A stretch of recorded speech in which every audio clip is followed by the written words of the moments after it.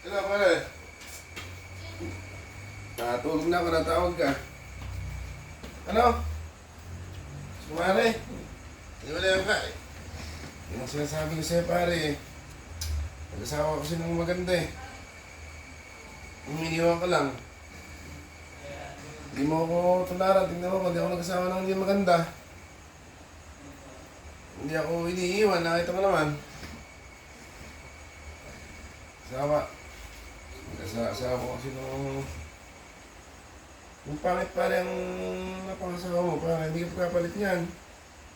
Tingnan mo ka, pare. Kung walang nagkakagustong iba, o di hindi ako pinagpapalit. Ang problema. Alit, naantok na ako eh.